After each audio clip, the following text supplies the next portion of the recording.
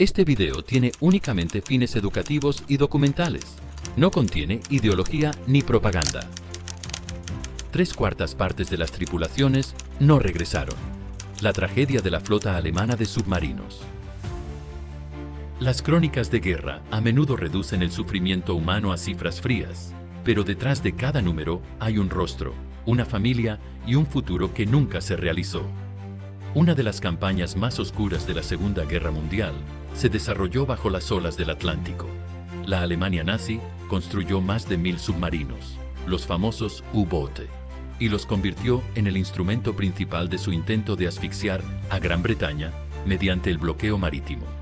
Sin embargo, tras los aparentes éxitos de esa campaña submarina, se escondía un precio aterrador.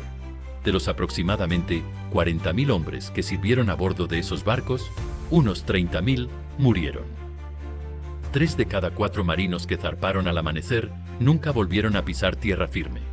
Este documental explora por qué la tasa de bajas fue tan elevada. Pregunta cómo una nación que se destacaba en el diseño y uso de submarinos fue incapaz de proteger a las tripulaciones que los tripulaban. Viajaremos desde astilleros clandestinos hasta camarotes estrechos, desde el júbilo de un ataque exitoso hasta el terror de las cargas de profundidad que retumban sobre el casco. Conoceremos a jóvenes que consideraban las eslizadas estructuras de acero, al mismo tiempo, su hogar y su tumba, y a comandantes venerados por sus hombres y temidos por sus enemigos. A lo largo del relato, examinaremos la tecnología, la estrategia, la psicología y la ideología que convirtieron el Atlántico en un cementerio. Del Tratado de Versalles a las manadas de lobos. Tras el final de la Primera Guerra Mundial, el Tratado de Versalles obligó a Alemania a desmantelar sus submarinos y le prohibió construir nuevos. Para muchos oficiales navales, eso no era solo una humillación, sino también un error estratégico. Estaban convencidos de que el submarino había sido el arma naval más eficaz de Alemania y que, bien utilizado, podría cambiar el curso de una guerra futura. Durante las décadas de 1920 y 1930, bajo la apariencia de acuerdos comerciales con astilleros holandeses y españoles, los ingenieros alemanes diseñaron en secreto nuevos cascos. Jóvenes cadetes practicaban sus habilidades en buques de superficie mientras soñaban con una fuerza submarina que oficialmente no existía. Uno de esos cadetes era Karl Donitz, un oficial ambicioso obsesionado con la guerra bajo el agua. Él elaboró la teoría de la guerra de tonelaje: hundir buques mercantes más rápido de lo que el enemigo podía reemplazarlos. Cuando Alemania invadió Polonia, en septiembre de 1939, la Kriegsmarine contaba con 57 submarinos operativos. La mayoría eran barcos costeros pequeños incapaces de patrullas prolongadas en el Atlántico, pero algunos modelos oceánicos de tipo 7 ya merodeaban por las rutas comerciales. El 14 de octubre de 1939, el U-47, comandado por Günther Prien, se infiltró en la base británica de Scapa Flow y torpedeó el acorazado HMS Royal Oak, causando casi 800 muertes. El ataque electrizó a la opinión pública alemana y demostró que la pequeña flota submarina podía golpear con profundidad y fuerza. Durante los siguientes 6 meses, un periodo que la prensa alemana denominó el tiempo feliz, Prien y otros comandantes como Otto Kretschmer, U-99, y Joachim Mützelburg, U-203, cazaban solitarios mercantes amparados por la oscuridad y el mal tiempo. Como el sistema de convoyes británico aún era primitivo, los U-Boote podían hundir varios buques en una sola misión. Las pérdidas ya eran considerables. En 1939 se perdieron 28 submarinos, víctimas de minas, colisiones o de destructores británicos agresivos. Estos golpes se ocultaban tras la propaganda que retrataba a los submarinistas como caballeros modernos. Miles de jóvenes se ofrecieron como voluntarios, impulsados por el patriotismo, la sed de aventura y la promesa de hermandad. En los diques de Kiel y Wilhelmshaven formaban escuadras de entrenamiento donde se enseñaba navegación, mecánica, teoría de torpedos y control de daños. El propio Donitz los instruía en la táctica del Rudel, atacar en manada. concentrar media docena de submarinos sobre un convoy y atacar de noche, en superficie, esperando desbordar a la escolta y lanzar torpedos a corta distancia. La disciplina a bordo era absoluta. El capitán era considerado los ojos y la mente del barco, responsable de decisiones de vida o muerte en segundos. Solo él podía vigilar el horizonte, leer las órdenes y trazar la ruta. Los oficiales se seleccionaban con cuidado, se les exigía perfección y debían liderar con el ejemplo. Antes de comandar un submarino en combate, servían en barcos escuela, aprendiendo cada válvula y circuito, y dominando el delicado equilibrio entre la presión aplastante del fondo y la vulnerabilidad de la superficie. ¿Cómo funcionaba un U-Boat? El submarino más común de los primeros años de la guerra, el tipo 7C, era un tubo de acero de aproximadamente 67 metros de largo y 6 de ancho. Estaba dividido por mamparos en 7 compartimentos: sala de torpedos de proa, área de descanso, centro de mando, sala de radio, sala de motores diésel, sala de motores eléctricos y sala de torpedos de popa. Cada centímetro libre se llenaba con equipos. Literas se apretaban entre torpedos y bancos de baterías. Gruesas tuberías de aire comprimido colgaban del techo. La mesa de cartas servía también de mesa de comedor. Cada submarino llevaba 4 tubos lanzatorpedos en la proa y 1 en la popa. Hasta 14 torpedos, un cañón de cubierta de 8,8 centímetros y un cañón antiaéreo de 20 milímetros. En superficie, los motores diésel gemelos daban 17 nudos. Bajo el agua, los motores eléctricos apenas alcanzaban 7. Los compromisos de diseño convirtieron a estos barcos en armas formidables, pero también en cascarones frágiles. Muchos se construyeron rápidamente en secciones y se soldaron con acero de mala calidad. Las juntas a veces se agrietaban. Las líneas hidráulicas y de combustible se tendían fuera del casco de presión y podían ser destrozadas por una sola carga de profundidad, y la pintura se corroía rápidamente en agua salada. Oficialmente, los Type 7 se consideraban seguros hasta 200 metros. En la práctica, los capitanes a menudo descendían más para evadir un ataque, apostando a que el casco aguantaría. A bordo, viajaban entre 45 y 52 hombres: oficiales, suboficiales, mecánicos, electricistas, radiooperadores, cocineros, sanitarios y especialistas en torpedos. Las grandes unidades de tipo 9, de 76 metros, tenían mayor autonomía y podían transportar más provisiones. Para reabastecerlas, los alemanes construyeron submarinos nodriza, llamados vacas lecheras, que llevaban combustible, torpedos y alimentos para reabastecer en alta mar. Conforme los aliados desplegaban aviones de largo alcance, los ingenieros alemanes respondieron con el Schnorchel, un tubo que permitía a un submarino sumergido operar sus motores diésel aspirando aire desde la superficie. Introducido en 1943, aumentó el tiempo de inmersión, pero provocó problemas. Válvulas defectuosas aspiraban el aire del interior y provocaban dolores de cabeza y oído.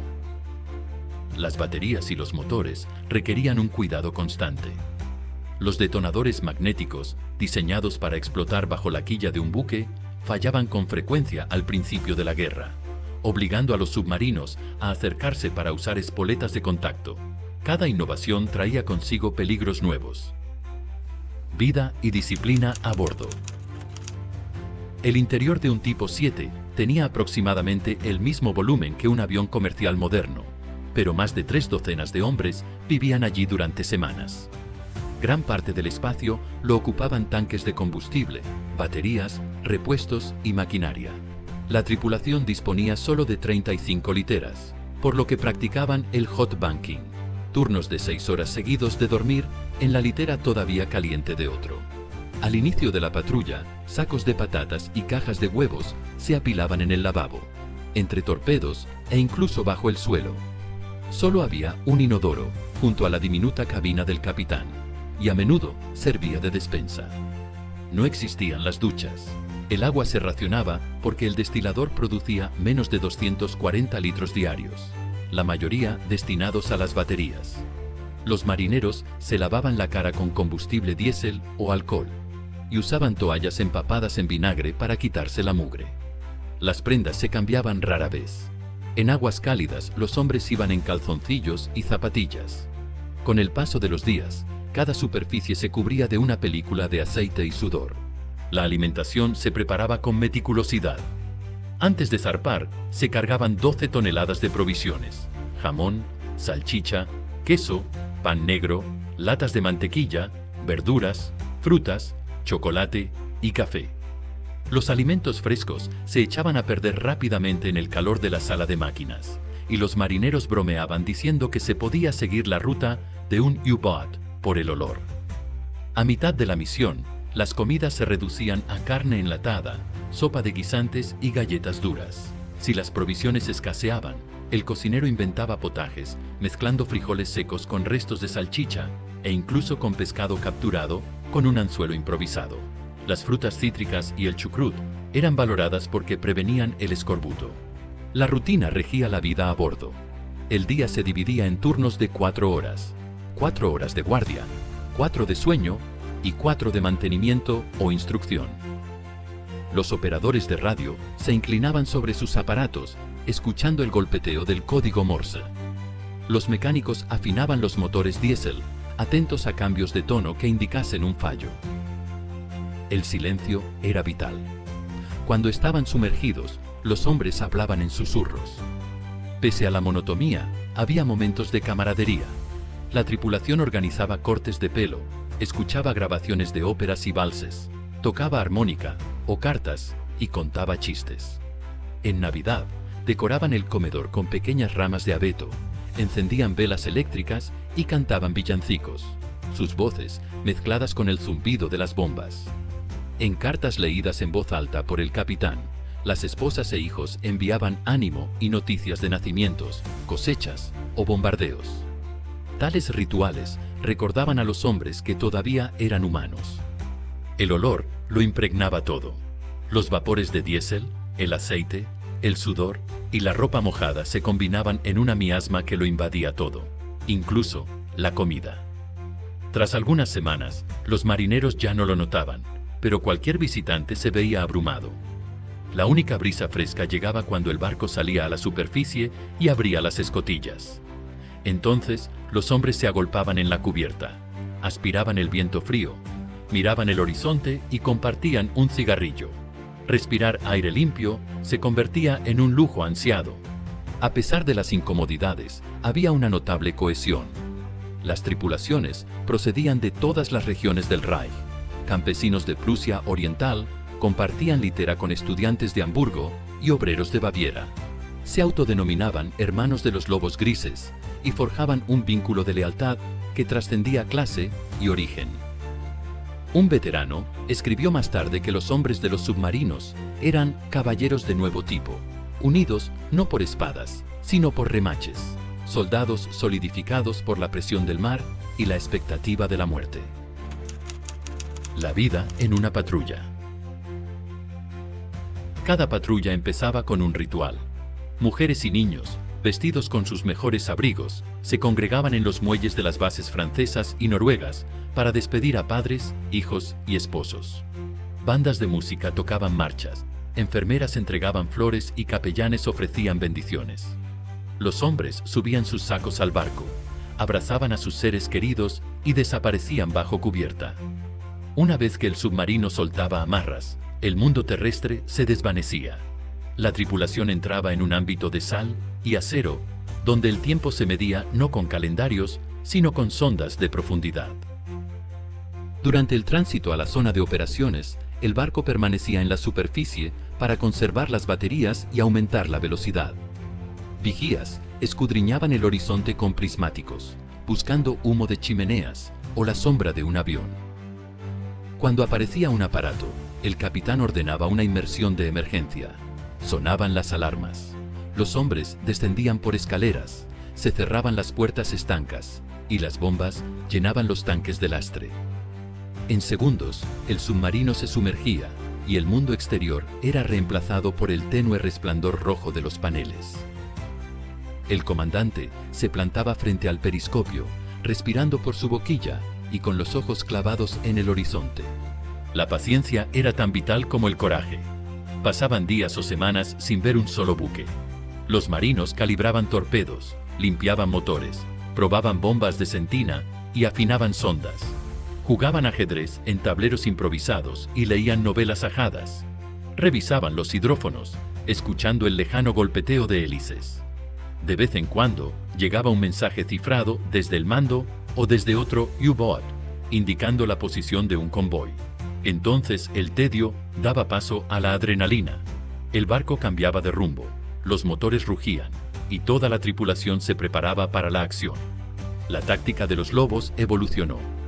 Al principio, los barcos solitarios seguían a los convoyes, transmitían su posición y esperaban a que otros llegaran.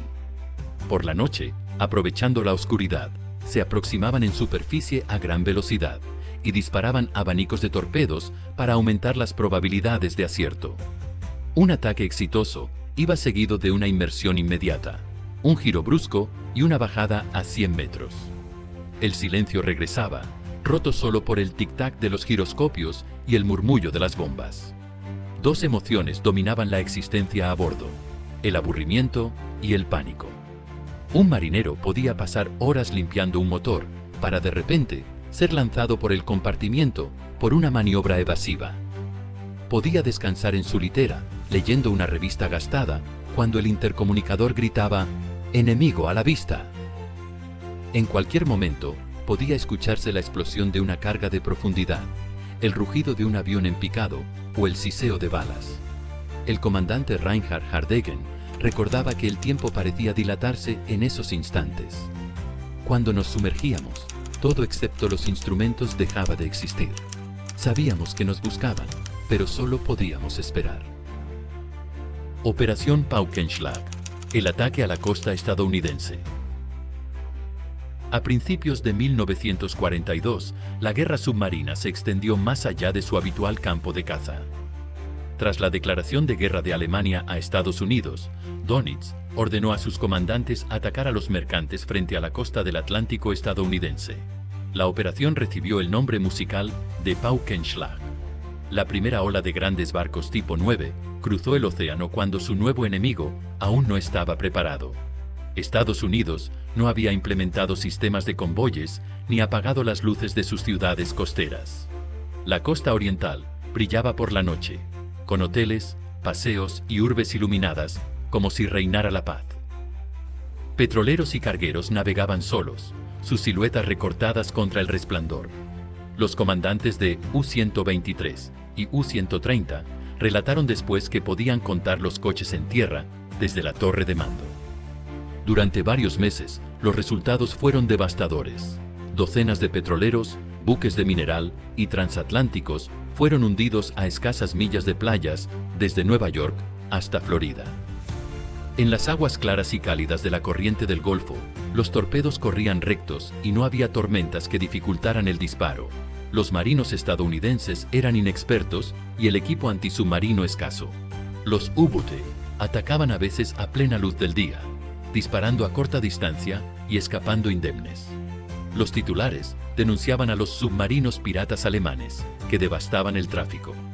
Pero ese éxito sembró su propia ruina. La larga travesía desde las bases en Francia significaba que cada barco permanecía en el mar hasta 90 días, agotando provisiones y extenuando a la tripulación. Cuando las autoridades estadounidenses comprendieron el alcance de las pérdidas, ordenaron apagones, organizaron convoyes escoltados por destructores y aviones, e instalaron estaciones de radar. En cuestión de meses, desaparecieron las presas fáciles. Las siguientes incursiones alemanas acabaron con más U-boats hundidos que barcos enemigos.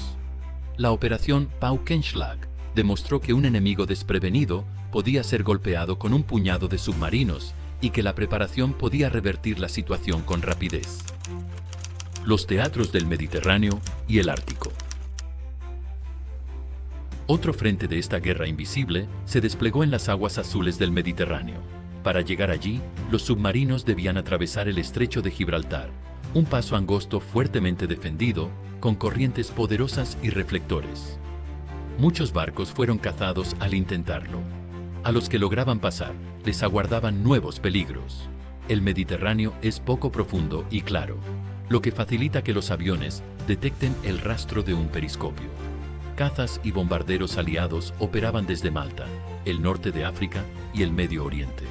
No obstante, algunas hazañas levantaron la moral alemana. En noviembre de 1941, el U-81 torpedeó al portaaviones británico HMS Ark Royal, cerca de Malta. Otro submarino, el U-331, hundió el acorazado HMS Barham. Pero cada victoria tuvo un alto costo. Los astilleros para reparaciones eran escasos. Solo se disponía de puertos italianos y griegos, que a su vez estaban bajo bombardeo. Para 1943 casi todos los submarinos alemanes en el Mediterráneo habían sido hundidos. En el extremo norte, bajo cielos grises y entre témpanos, los U-Boote perseguían a los convoyes árticos que transportaban ayuda de préstamo y arriendo a la Unión Soviética. Las series PQ y JW de convoyes zarpaban de Escocia o Islandia hacia Murmansk y Arcángel. Las temperaturas caían por debajo de los 20 grados bajo cero. El agua helada se adhería a barandillas. Los hombres sufrían quemaduras de frío al abrir las escotillas. Las brújulas magnéticas funcionaban mal cerca del polo. Las ondas de radio se reflejaban de manera impredecible y las baterías se descargaban rápidamente en el agua helada. Icebergs y campos de hielo amenazaban con aplastar o volcar un submarino sumergido. Sin embargo, los comandantes se sentían atraídos por la idea de grandes presas, mercantes cargados, escoltados por navíos ya sobrecargados en otros frentes. En junio de 1942, durante el convoy PQ-17, submarinos y aviones alemanes hundieron 24 de los 35 barcos aliados después de que la escolta se dispersara. Pero los convoyes siguientes fueron más protegidos. Destructores y corbetas británicos y soviéticos, así como portaaviones, resguardaban la ruta, mientras que aviones soviéticos patrullaban desde bases árticas.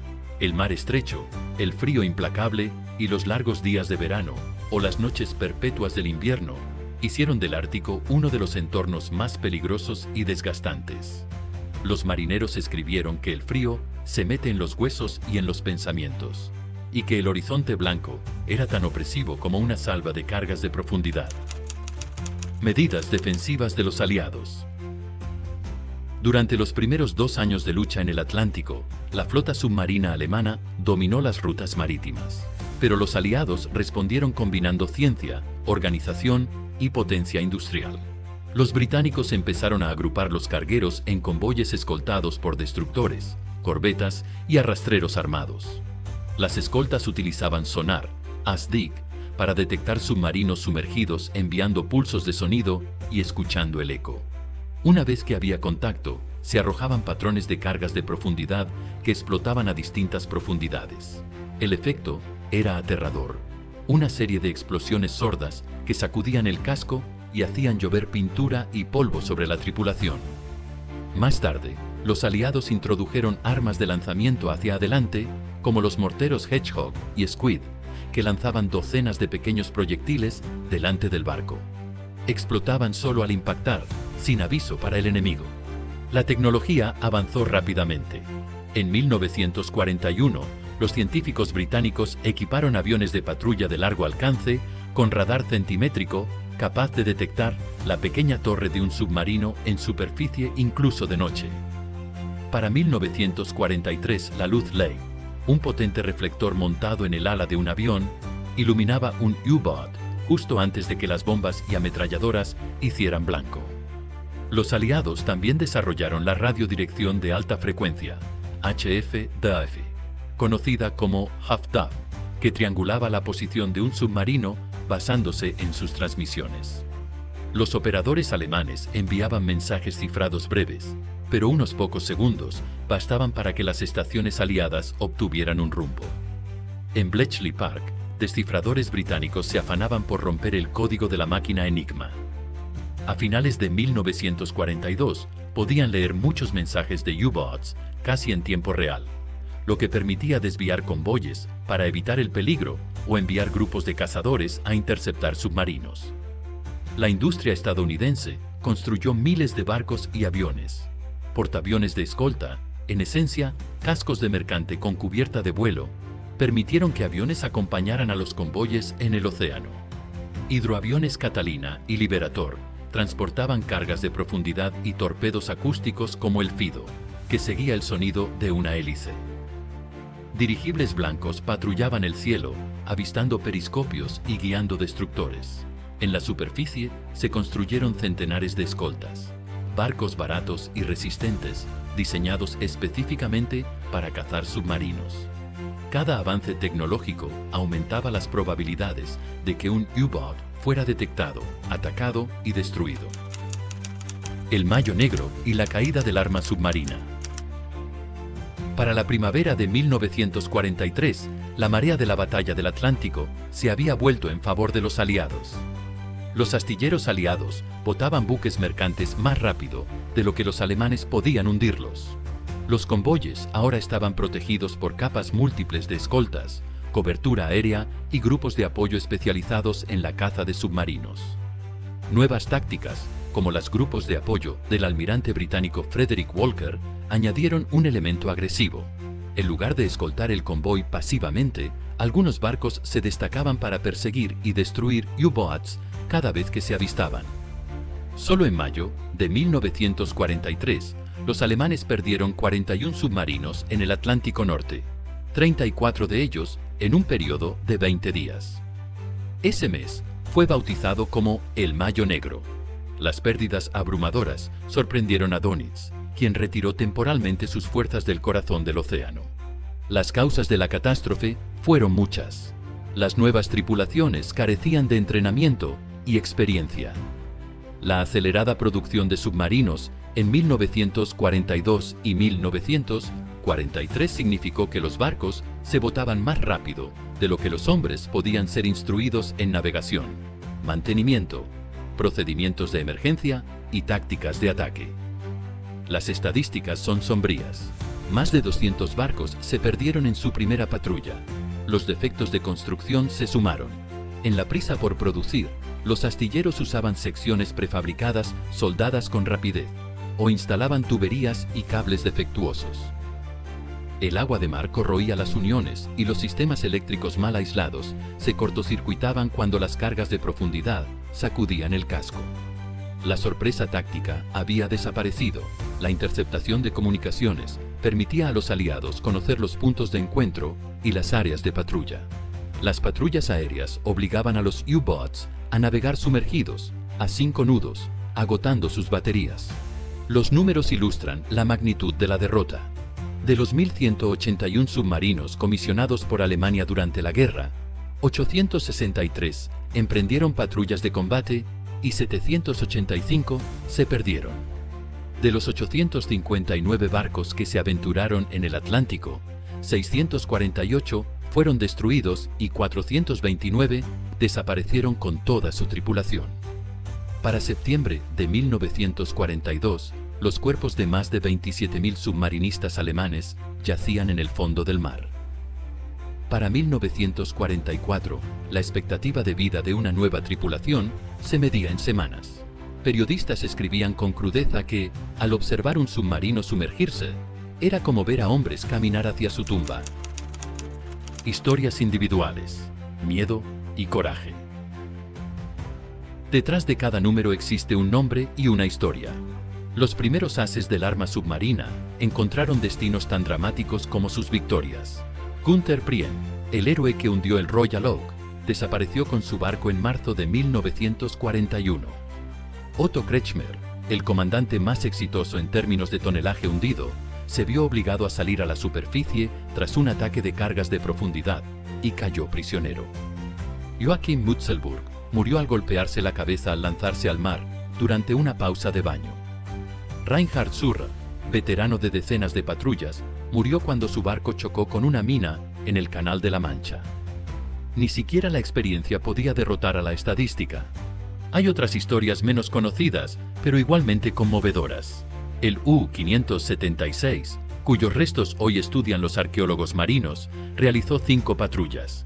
En la cuarta, hundió 3 barcos frente a la costa estadounidense y regresó tras 49 días en el mar. En la quinta, en julio de 1942, torpedeó el carguero Bluefields y dañó otros 2. Minutos después, escoltas y aviones estadounidenses contraatacaron. Bombas cayeron cerca del casco y el submarino se hundió con todos los hombres a bordo. En la fría aritmética de la guerra, las 5 patrullas del U-576 supusieron unos pocos barcos hundidos.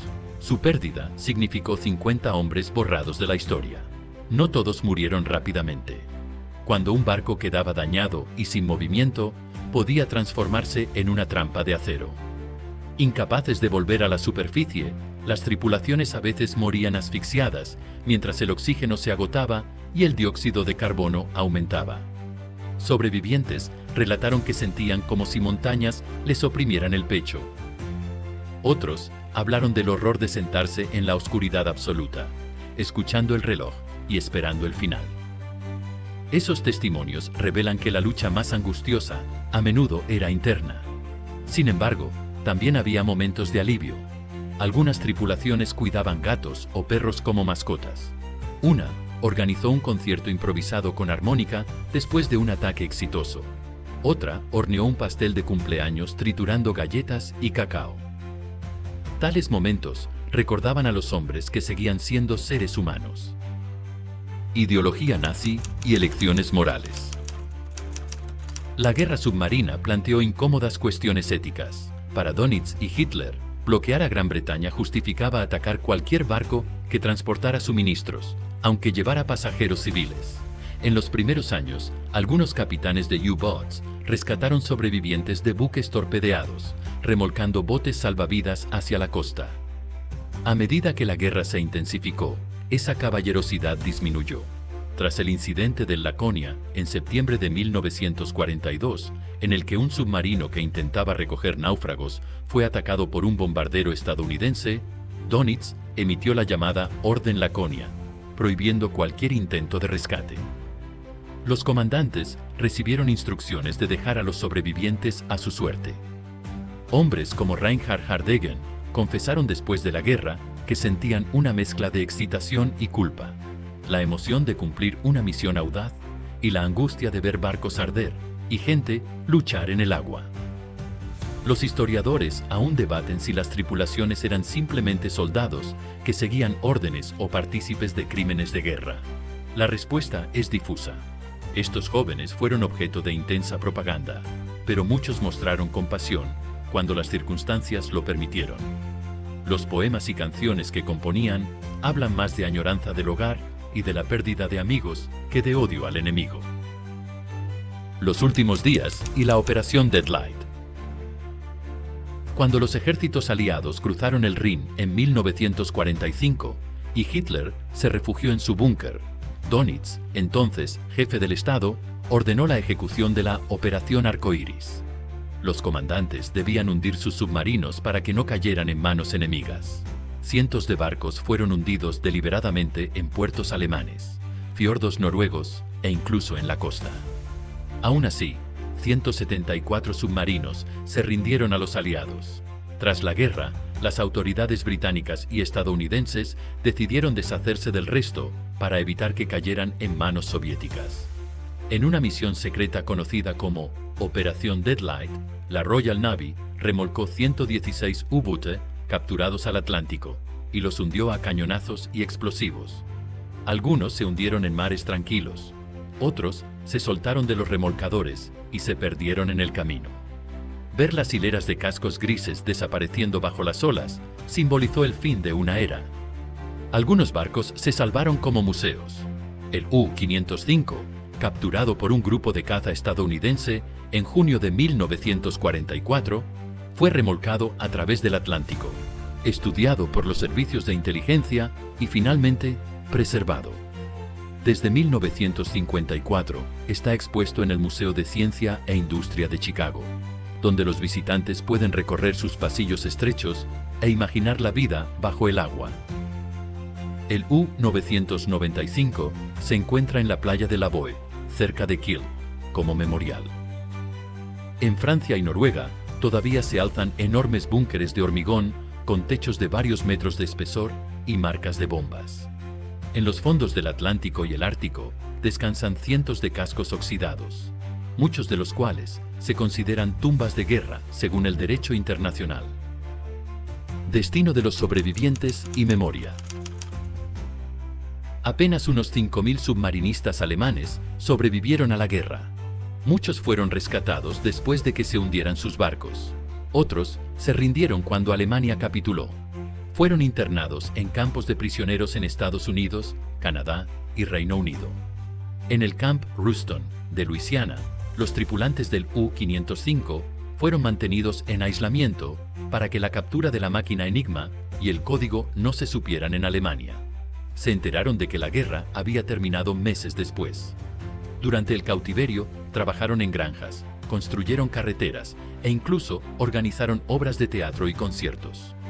Al regresar a una Alemania en ruinas, descubrieron ciudades devastadas y familias rotas. Algunos emigraron, otros se convirtieron en maestros, mecánicos o funcionarios. Unos pocos hablaron públicamente de sus experiencias. La mayoría guardó silencio, cargando con la culpa y el trauma.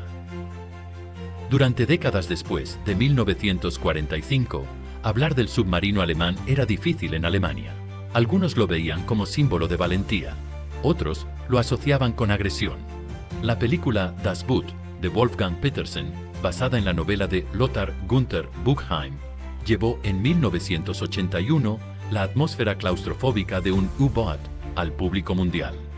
Espectadores de todo el mundo vieron rostros sudorosos, pasillos estrechos y la tensión interminable entre la monotonía y el terror. La película recibió 6 nominaciones al Oscar y contribuyó a cambiar la percepción de los submarinistas, que dejaron de ser villanos para ser jóvenes atrapados en una máquina implacable. Hoy en Alemania, los monumentos honran a los muertos de ambos bandos. En las ceremonias de la Batalla del Atlántico, se depositan coronas no solo para los marineros alemanes, sino también para los británicos, estadounidenses, canadienses, soviéticos y mercantes que perecieron. ¿Por qué debemos recordar? La Batalla del Atlántico duró casi 6 años y fue la campaña más larga de la Segunda Guerra Mundial. Cobró las vidas de decenas de miles de marineros, soldados y civiles, y condicionó la fecha del desembarco en Normandía y, en última instancia, el desenlace del conflicto. Fue un campo de pruebas para la ciencia y la industria, demostrando cuán rápido podían idearse nuevas tecnologías y contramedidas. Mostró al mundo ejemplos de valentía suprema y de crueldad despiadada. La historia de los U-Boote nos enseña que incluso el arma más avanzada es impotente frente a una estrategia superior, inteligencia y convicción moral. Los submarinos alemanes eran maravillas de la ingeniería de su época, pero sus tripulaciones fueron enviadas a un conflicto en el que cada error, cada mala decisión y cada destello de ingenio enemigo podía ser mortal. A medida que los científicos y marinos aliados combinaron sus habilidades, la ventaja de la sorpresa desapareció. Aún así, los submarinistas siguieron zarpando, impulsados por el deber, el patriotismo y la camaradería. 3/4 de ellos murieron porque quedaron atrapados en una guerra de desgaste que su nación no podía ganar. Cuando pisamos la cubierta del U-505 o leemos los nombres grabados en los memoriales, no deberíamos pensar solo en tonelaje hundido y convoyes destruidos. Debemos recordar los rostros de jóvenes que miraron por periscopios hacia la oscuridad, escribieron cartas que nunca enviaron y murieron creyendo que defendían su hogar. Su sacrificio nos recuerda que la guerra no es una abstracción, sino una tragedia medida en vidas truncadas y familias que lloran.